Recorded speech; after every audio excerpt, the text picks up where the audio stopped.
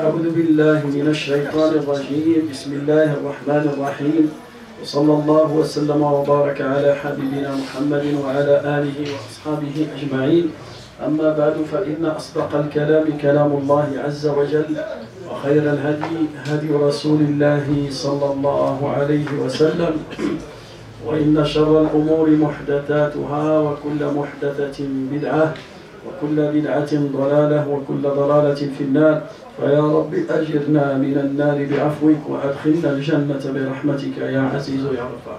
أيها الإخوة الكرام، في اللقاء الماضي تكلمنا عن أحكام صلاة التراويح، وقلنا أن صلاة التراويح هي سنة رسول الله صلى الله عليه وسلم، فالنبي عليه الصلاة والسلام صلى بالناس 3 ليال وبعدها لم يخرج ليصلي بهم، فقال لهم إني خشيت أن تفرض عليكم فلا تطيقوها فلا تستطيعون أداءها.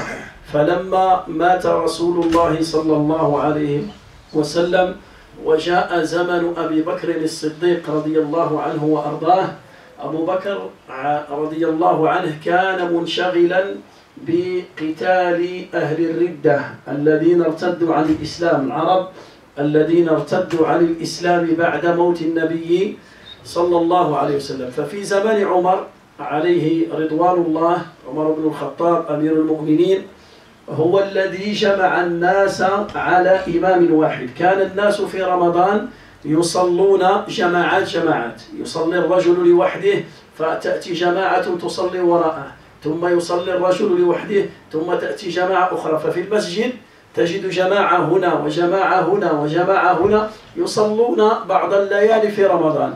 فلما رأى عمر بن الخطاب ذلك جمع كل الناس على إمام واحد، فجعل أبي بن كعب رضي الله عنه إماما والناس يصلون وراءه. ومنذ ذلك الحين بدأت صلاة التراويح في رمضان كاملة في كل ليلة، في كل ليلة من ليالي Ramadan. Inch'Allah, mes frères, on a parlé sur les règles, un peu les règles de Salat Tarawih. Et on a dit que Salat Tarawih, c'est une sunna du prophète sallallahu alayhi wa sallam, car le prophète, c'est lui le premier qui a commencé de prier Salat Tarawih. Un jour, pendant le Ramadan, une nuit, il sort, il a prié, il y avait du monde derrière lui. Le lendemain, il y avait beaucoup de monde. La 3e nuit, la mosquée était remplie. La 4e nuit, tout le monde et venait pour assister à la prière de Tarawih, mais le Nabi sallallahu alayhi wa sallam, il n'est pas sorti, il est resté chez lui jusqu'à l'adhan de Sobh. Quand Sobh, le muaddin, il a appelé l'adhan Sobh, le prophète sallallahu alayhi wa sallam, il sort, il a prié Salat Sobh, et après il parle avec ses compagnons, il dit: écoutez, je vous ai vu, je suis au courant que vous étiez rassemblés dans la mosquée, mais je ne voulais pas sortir, car j'ai peur que cette prière devienne obligatoire pour vous, sur vous, et vous ne pouvez pas la supporter. Et vous ne pouvez pas la supporter. Alhamdulillah, maintenant la prière de Tarawih, c'est un acte recommandé, c'est une sunna. Imaginez, la prière de Tarawih, c'est une obligation. C'est une obligation. Si tu ne fais pas, tu dois la rattraper. Ça, c'est très difficile. Alors c'est pour cela que le Nabi sallallahu alayhi wa sallam, il a refusé de continuer la prière pendant tout le Ramadan, car il avait peur que ça devienne obligatoire et que sa communauté ne peut pas supporter cette prière. Après, à l'époque de Abu Bakr al-Siddiq, il était occupé, car il y avait des tribus arabes après le décès du prophète sallallahu alayhi wa sallam, ils veulent délaisser l'islam, ils ne veulent pas payer zakat, ils ne veulent pas prier, ils ne veulent pas jeûner le Ramadan. Il y a tel, il dit que c'est moi, je suis votre prophète, l'autre il dit je suis votre prophète. Alors Abu Bakr, il était en train de rassembler la communauté pour combattre ces gens. Il était très occupé. À l'époque de Omar ibn al-Khattab, il a remarqué que pendant le Ramadan, quand à chaque fois le Ramadan il arrive, dans la mosquée après l'Isha, il y a beaucoup de groupes. Il y a un groupe là qui font la prière de Tarawih, l'autre groupe là-bas, un qui prie tout seul là-bas, 2 personnes qui prient là-bas. Alors Omar ibn al-Khattab, il arrive, il a rassemblé tout le monde derrière un seul imam. C'est lui le premier qui a rassemblé les compagnons derrière un imam qui s'appelle Ubay ibn Ka'b, un compagnon qui connaît le Coran par cœur. Alors il a mis l'imam et tout le monde, et depuis ce jour-là, ça commence la prière de Tarawih. Chaque Ramadan, après la prière de l'Isha, jusqu'à nos jours. بعد ذلك قلنا هل هنالك عدد لصلاة التراويح. On a dit, est-ce qu'il y a un chiffre fixé de la prière de Tarawih. قلنا العلماء اختلفوا. Il y en a qui fait 20, il y en a qui fait 11, il y en a qui disent 13, il y en a qui disent 39. فلذلك ce que tu peux faire, tu peux faire. Tu peux faire 8, tu fais 8, tu peux faire 11, tu fais 11, tu peux faire 13, tu fais 13. 13 avec Shif'u al-Witr, avec le Witr. Tu veux faire 20, tu veux faire 39, tu veux faire 49, ce que tu peux, dans chaque nuit, le plus important c'est de faire la prière de nuit, chaque nuit après Salat al-Isha. بعد ذلك, on va parler sur le Witr, la prière de l'Witr. Aussi la prière de l'Witr, il a des règles. Salat al-Witr, إما أن تكون ركعة واحدة, soit tu pries une seule rak'a, soit 3, soit 5, soit 7, soit 9. Le witr, une seule prière. Je parle d'une seule prière qui s'appelle la prière de l'witr. Ça veut dire le chiffre, il doit être impair. Le chiffre de cette prière, il doit être impair. Par exemple, si tu veux faire une, c'est facile. Tu fais une et tu fais tashahhud, salam alaykum, salam alaykum. Si tu veux faire 3, comment tu fais? Est-ce que tu fais 2, salam alaykum, et tu rajoutes la troisième, salam alaykum, ou bien tu fais 2 et tu fais tashahhud et sans salam et tu te lèves comme la prière de Maghrib. Comme la prière de Maghrib. C'est quoi la meilleure façon de faire 3? Tu veux faire 3, tu veux faire une prière de witr, 3 rak'at. Est-ce que tu fais les 3 successifs?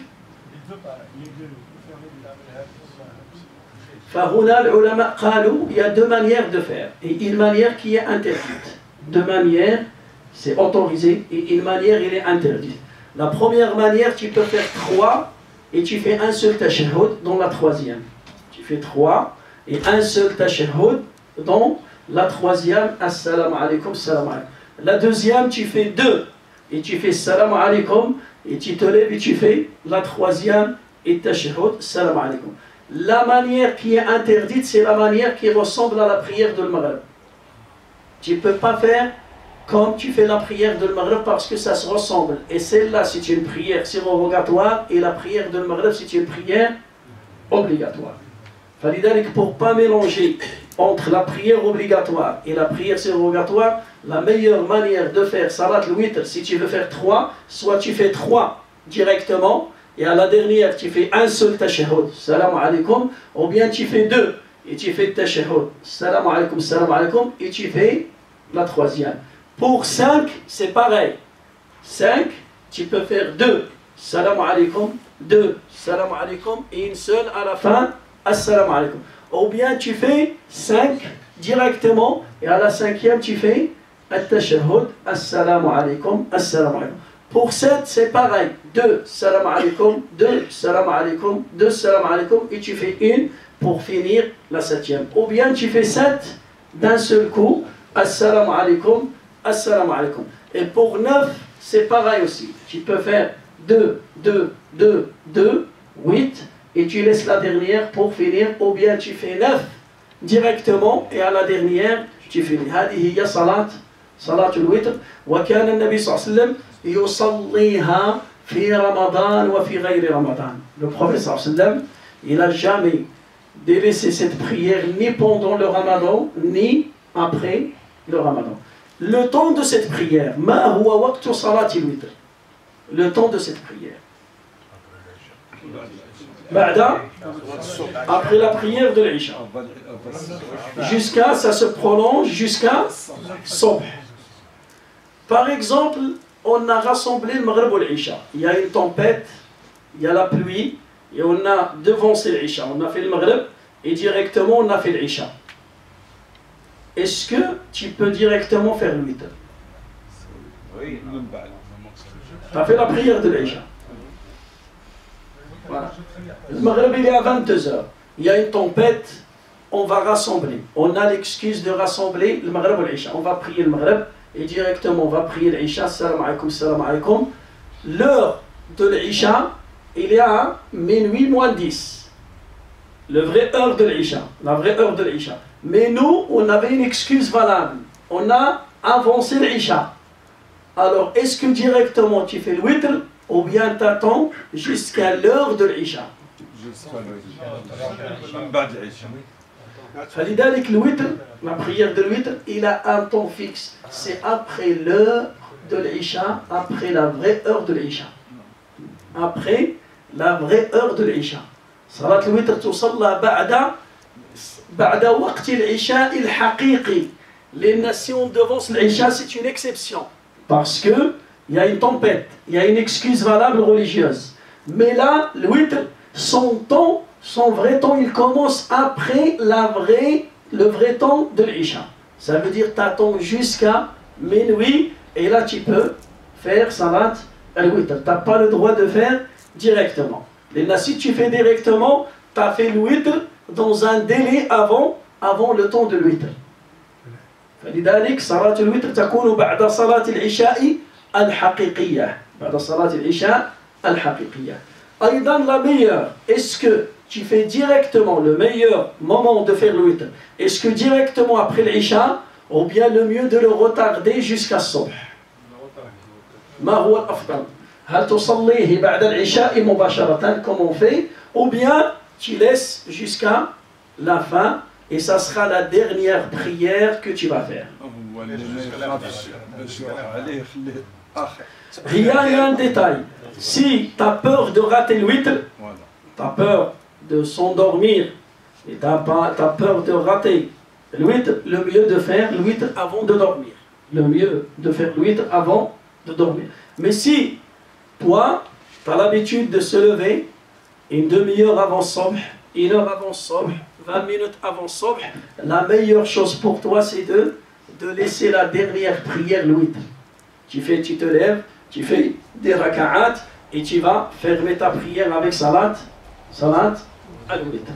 هل هنالك هيئة في صلاة الوتر? Est-ce qu'il y a des sourates spéciales à réciter dans salat al-witr? La meilleure, la sunna, c'est de lire قل يا أيها الكافرون وقل هو الله أحد. Ou bien tu peux choisir ce que tu veux. Hadi, c'est la meilleure chose. Mais si tu veux lire une autre sourate, c'est autorisé. Tu veux lire Sabbih, tu veux lire قل يا أيها الكافرون قل هو الله أحد قل أعوذ برب الفلق, ce que tu peux. فقرأوا ما تيسر من القرآن. فقرأوا ما تيسر من القرآن. أيضا هنالك دعاء القنوت. دعاء القنوت. Un dua qu'on fait pendant la prière de l'witr. Est-ce que ce dua, c'est une obligation ou bien c'est recommandé? Alors c'est quoi la parole juste des savants par rapport à dua al-witr? Dua ou al-qunut. Il faut savoir que dua al-qunut, c'est un dua qui était répété dans les prières obligatoires. Le Nabi sallallahu alayhi wa sallam, il faisait ce dua dans la prière de Subh. Fi salat al-Subh, kana yaqnutu an-Nabiy sallallahu alayhi wa sallam. Et la prière de Subh, c'est une prière obligatoire. أيضا ثبت عنه أنه كان يقنت في صلاة المغرب. Aussi il a fait le qunut في صلاة المغرب. ولكن la meilleure chose في صلاة الوتر أيضا ثبت عن النبي صلى الله عليه وسلم أنه كان يقنت في صلاة الوتر. Il faisait le witr chez lui à la maison de Aïcha radiyallahu anha. Il fait dua al-qunut. Qu'est-ce que ça veut dire dua al-qunut? Ça veut dire il reste debout et il fait le dua. هذا دعاء القنوت له صفتان. Il a deux manières de faire dua al-qunut. La première chose, c'est quand tu finis la récitation de la sourate. مثلا قرأت قل هو الله أحد الله الصمد لم يلد ولم يولد ولم يكن له كفوا أحد. Là, tu fais directement dua al-qunut avant le recours. Dans la dernière rak'a, c'est bon, ça c'est la dernière rak'a. Avant de faire le recours, quand tu finis la récitation, إذا أنهيت قراءة السورة تقول اللهم اهدنا فيمن هديت وتولنا فيمن توليت Il y a beaucoup de dua de qunut. La deuxième manière, c'est que tu fais le recours et quand tu dis Sami Allahu liman hamidah, tu dis Sami Allahu liman hamidah et tu dis Allahu Akbar et tu commences dua al-qunut. Et tu commences dua al-qunut. Et ça, pour faire ça, surtout si tu es imam, il y a des gens derrière toi, la budda an tu'allimahum. Il faut leur dire que je vais dire Sami Allahu liman hamidah et je vais dire Allahu Akbar et je vais rester debout. Et après je vais commencer à faire dua. Al-imam yad'u wal-ma'mounun yaquluna amin. L'imam il fait dua wal-ma'mounun yaquluna amin. Aydan, il y a dua qunut, tu le fais à voix basse. Dua yakunu fi sir. Dire dua entre toi et Allah Azza wa Jal. Chacun il fait dua tout seul. وهذا هو مذهب المالكية. Dans l'école malikite, c'est ça qu'ils suivent. Ils suivent dua يكون بصوت منخفض. عند الإمام الشافعي ومذاهب أخرى, après le recours, سمع الله لمن حمده, il fait dua à voix haute. المأمونون يقولون آمين اللهم اغفر لنا آمين. هو يدير الدعاء والمأمومون يؤمنون على دعائه. وهذا الدعاء كان النبي صلى الله عليه وسلم أحيانا يفعله وأحيانا يتركه. La sunna du prophète صلى الله عليه وسلم, c'est que des fois il faisait dua et des fois il ne fait pas. هذا هو أصح الأقوال. Des fois on fait dua et des fois on ne fait pas. Des fois on fait et des fois on ne fait pas. À un moment, le prophète sallallahu alayhi wa sallam, il a fait dua al-qunut pendant un mois, sans arrêt. Pourquoi? Il faisait dua contre deux tribus arabes qui ont trahi le prophète alayhi salatu wa sallam. Deux tribus arabes, ils ont demandé des professeurs de Coran et des professeurs de religion de notre prophète sallallahu alayhi wa sallam. Et le prophète sallallahu alayhi wa sallam, il a envoyé à ces deux quartiers 70 professeurs de Coran et de religion. Et ces gens-là, ils ont tué les 70 profs. Ils les ont tués. Ils ont trahi le prophète sallallahu alayhi wa sallam. فقتلوهم فبقي النبي صلى الله عليه وسلم شهرا كاملا يقنت في صلاة المغرب وفي صلاة الصبح يدعو على هاتين القبيلتين. Le prophète sallallahu alayhi wa sallam, après le massacre, il faisait dua al-qunut في المغرب et il faisait dua al-qunut في العشاء contre ces deux tribus jusqu'à ce que Allah il a interdit de faire dua contre ces gens-là. حتى أنزل الله عز وجل فقال له أو يعذبهم أو يغفر لهم أو يعذبهم فإنهم ظالمون.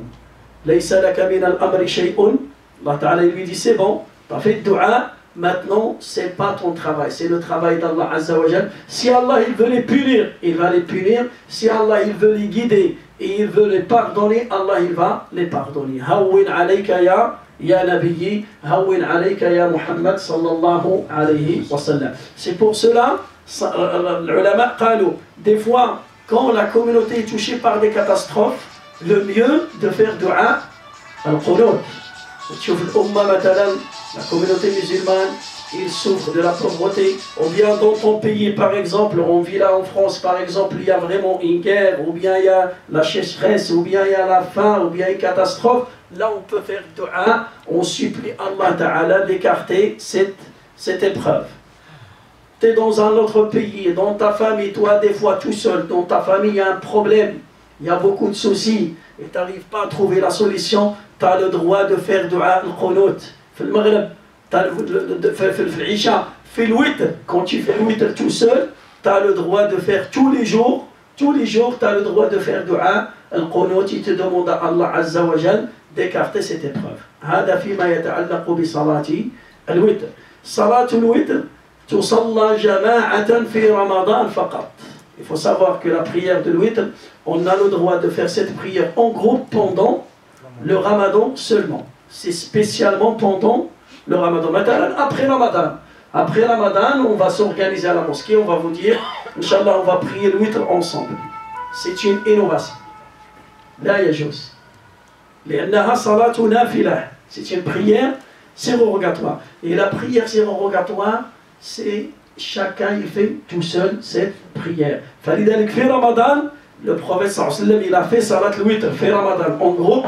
Sahaba radiyallahu anhum, ils ont fait salat al-witr en groupe à la mosquée, fait Ramadan. C'est pour ça, nous aussi, on fait pendant le Ramadan la prière de l'witr en groupe. En dehors de Ramadan, on n'a pas le droit de faire la prière de l'witr en groupe. Chacun il fait tout seul. Soit tu fais à la mosquée, soit tu fais chez toi à la maison. Est-ce qu'il y a des questions par rapport à ça? Après le witr, est-ce qu'on peut se lever pour faire qiyam al-layl? Naam. Par exemple, quelqu'un il a fait le witr. Il a fait le witr avec l'imam là à la mosquée, mais il s'est levé, il ne s'est pas dormi. Il veut prier encore. Est-ce qu'il peut prier? Ou bien c'est bon, il a fini sa prière. Les ulama qalou, il y a deux manières. La première, c'est que tu rajoutes un raka'a pour doubler le witr.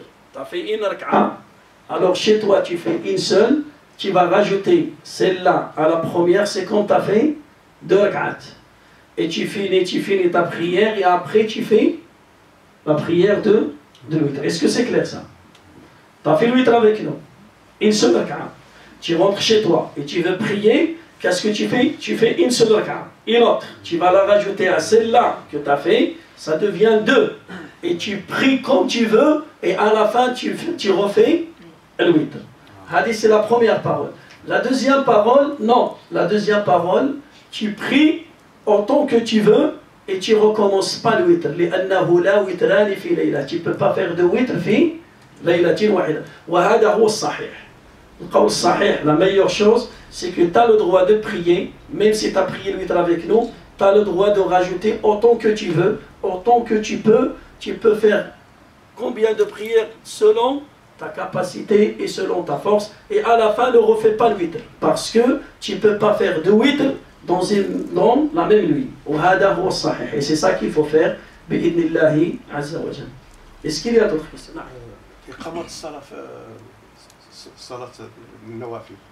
Là, l'iqamat salat, c'est pour les prières obligatoires. Iqamat salat, l'adhan et iqamat salat, c'est spécialement pour les prières obligatoires. Toi, tu veux prier le witr, c'est pas recommandé de faire iqamat salat. Tu veux prier les deux raka'at de l'fajr avant subh, tu fais pas iqamat salat. Tu veux prier tahiyat al-masjid, tu fais pas iqamat as-salat.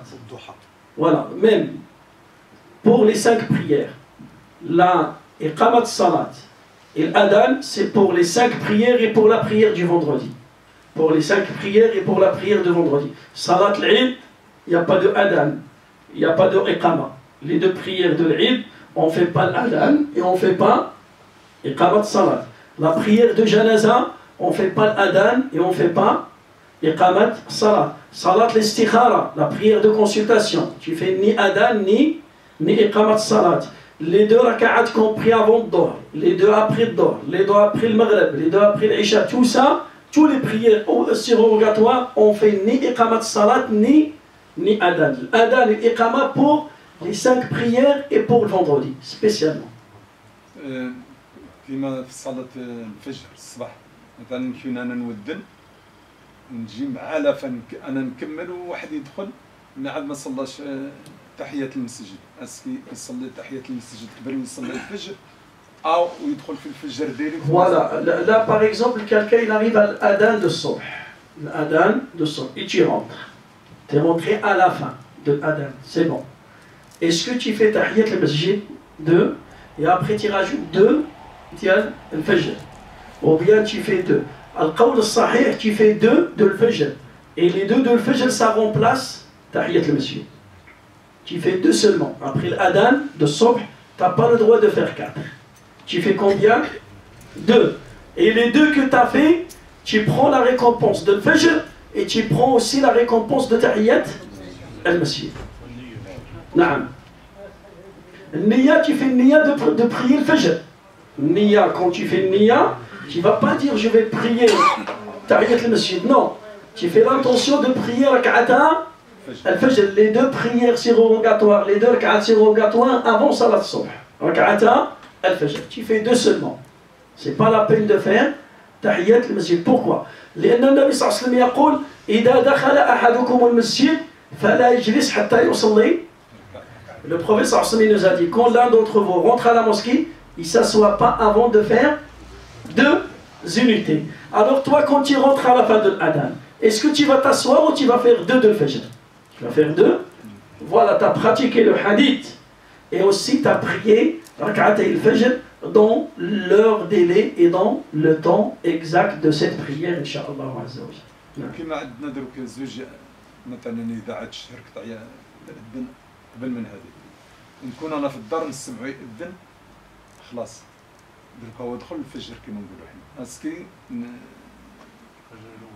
نصلي ولا حتى نجي لهنا ونصلي الفجر. Regarde, si tu as prié avec l'autre, avec l'adhan de la radio, c'est pas la peine de prier avec l'adhan. Et le mieux, si toi tu habites là et tu vas venir à la mosquée, tu pries à l'heure de la mosquée. Si tu vas venir à la mosquée, le mieux de venir à la mosquée, de prier les 2 à la mosquée. Voilà, les masjid. S'il a prié déjà chez lui, quand il arrive, il ne prie pas. Tu ne peux pas faire 2 fajr dans le même jour. كاين بزاف اللي يجيو هكا يدخلوا ما يصليوش يقول لك علاش ما صلاش هو Peut-être il a prié chez lui. Peut-être il a prié chez lui. Il a le droit. الروموركي وما يصليش يدخل ويقعد. Voilà, il a le droit. Il a prié chez lui, il a le droit de prier chez lui, tu as le droit de prier à la mosquée comme tu veux. كل واحد حسب استطاعته. Parce que c'est une prière surrogatoire. Salat, nafila. C'est pas obligé de la prier à la mosquée. C'est pas obligé de la prier à la mosquée. Le mieux de la prier chez toi. Mais nous, pourquoi on vient? Pour assister à l'adhan, on a déjà parlé sur ça, et pour gagner le temps qui est béni entre l'adhan et l'iqamat dua mustajab, entre l'adhan et l'iqamat et dua, ils seront acceptés, et aussi pour prier directement à la mosquée et se préparer à la prière de son. وتمح الحديث صحيح ولا ما نقول لك ما بين الاذان والاقامه ركعتين كاين هذا ولا ما كاينش؟ Il n'y a pas un délai. Entre l'adhan et l'iqama, il n'y a pas de délai. ماشي في الفجر ولا في الصلاه. Dans tout, il n'y a pas un délai qui est fixe. Il n'y a pas un délai. Le Nabi sallallahu alayhi wa sallam كان إذا رآهم اجتمعوا عجل وإذا رآهم تأخروا أبطأوا أخر. Le prophète sallallahu alayhi wa sallam, quand il arrive à la mosquée, il y a l'adhan par exemple de l'Isha. Allahu Akbar, ils vont faire l'adhan. Si la mosquée est remplie, il y a beaucoup de monde à la mosquée, il va directement faire la prière. Si il y a moins de monde et il sait que ils vont arriver, par exemple, il y a 30% et 70% ils vont arriver. Il va retarder un peu l'Isha. Al-Maghrib c'est pareil, l'Isha c'est pareil, l'Asr kadalik, l'Asr, l'Adhan de l'Asr. S'il voit que la mosquée est remplie, il y a beaucoup de monde, alors là, il fait la prière. Si il sait qu'ils vont venir, parce que chacun il ferme sa boutique, celui-là il ferme son commerce, ils vont venir, alors il va attendre un peu. Ça veut dire, non, on fait les 10 minutes là, c'est proximatif seulement, c'est pas obligatoire d'attendre 10 minutes. On peut attendre que 2 minutes et on fait. Si par exemple la mosquée, il y a beaucoup de monde, on peut même dépasser les 10 minutes. Si par exemple il y a moins de monde, il y a par exemple une pluie qui empêche les gens de venir tôt, voilà, voilà. Alors chacun, on donne l'excuse aux gens. Le plus important c'est que on offre l'occasion aux gens d'assister à la prière en groupe. La meilleure chose. C'est pour ça des fois le Nabi sallallahu alayhi wa sallam, même dans salat, il commence salat, et quand il fait le recours, il entend des gens arriver. Il prolonge son recours. Il va prolonger le recours. Pourquoi? Pour donner l'occasion à ces gens-là de rattraper cette raka'a et de faire la prière en groupe. Celui qui fait la prière en groupe entière, c'est pas comme quelqu'un qui va rattraper une raka'a à la fin, ou bien qui va rattraper 2, ou bien qui va rattraper 3. Celui qui a assisté depuis le début, depuis Allahu Akbar, avec l'imam, sa récompense elle est grande. Elle est mieux que quelqu'un qui arrive à la dernière minute. Alors c'est pour cela le Nabi sallallahu alayhi wa sallam, même dans le recours, qu'est-ce qu'il fait? Il prolonge. Pourquoi? Pour laisser le temps aux gens de venir à la prière en groupe. Là on fait les 10 minutes parce qu'on a vu, on a remarqué que la majorité des gens, 10 minutes ça suffit pour qu'il arrive à la mosquée. Et si on voit un jour que 10 minutes, ça ne suffit pas, on va prolonger 15 minutes, c'est autorisé. On peut même prolonger jusqu'à... Il y a des mosquées là, ils font, maintenant, après l'adhan de Subh, 20 minutes. Ils font 20 minutes d'attente, 25 minutes entre l'adhan et l'iqama. Il fait l'adhan, il attend 20 minutes, 25 minutes pour que les gens arrivent à la mosquée. Et tout ça, c'est autorisé. Il n'y a pas un délai fixe, bi'idnillahi azza wa jalla. Est-ce qu'il y a d'autres questions par rapport à notre prière de witr?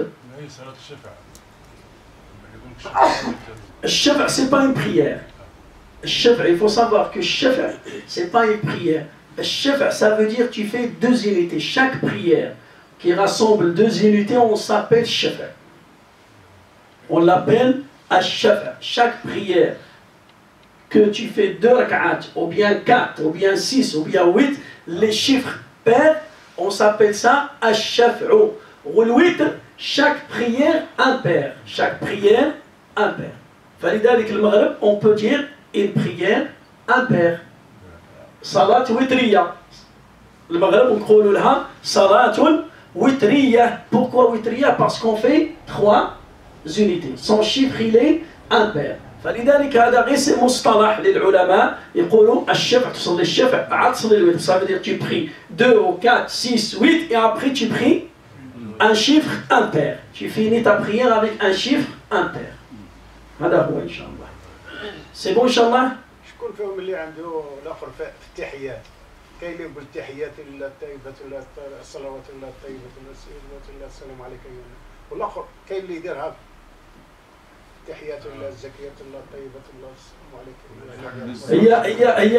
هي الصحيحة الثابتة هكذا comme ça en face. C'est comme ça. Il y en a même qui ne fait pas. Il fait comme ça.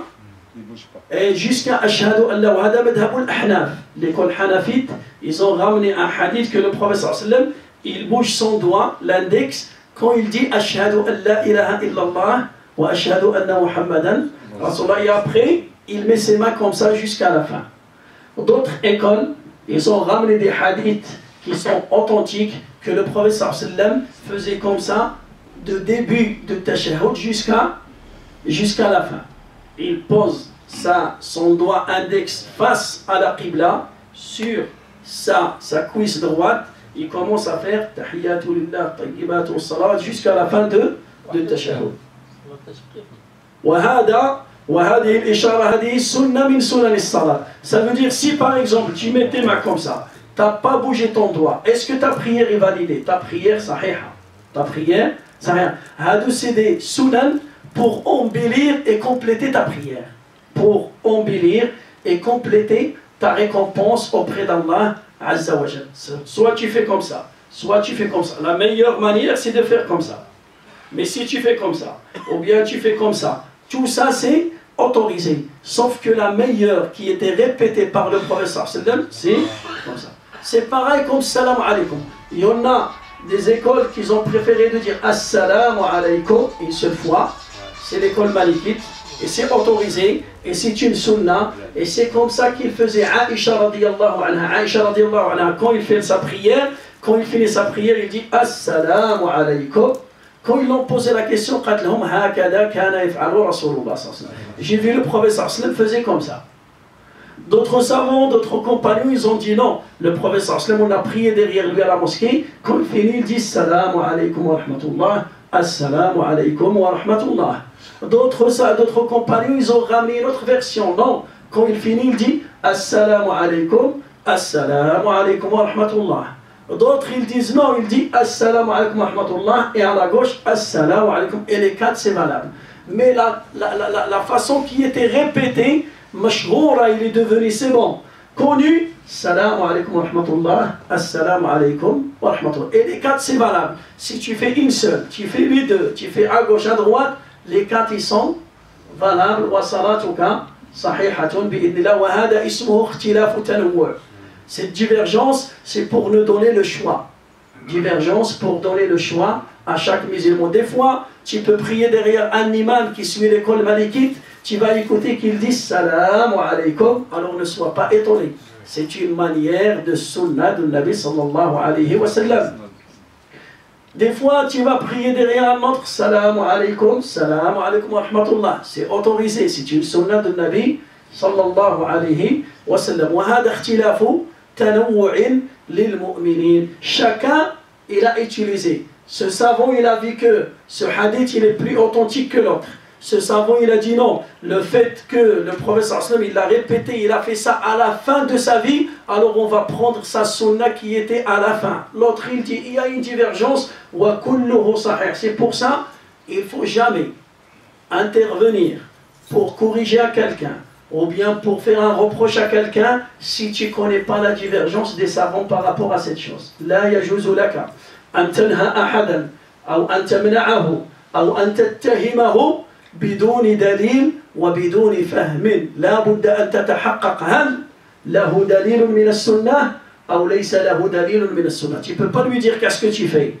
Si toi tu ne sais pas, alors il ne faut pas accuser quelqu'un. Tu peux lui demander, est-ce que tu peux m'expliquer pourquoi tu as fait ça? Il va te dire, voilà, j'ai écouté ça, j'ai lu ça, il y a dans telle école, il y a dans telle... Et tu vas faire tes recherches. Après, si c'est vrai, c'est bon.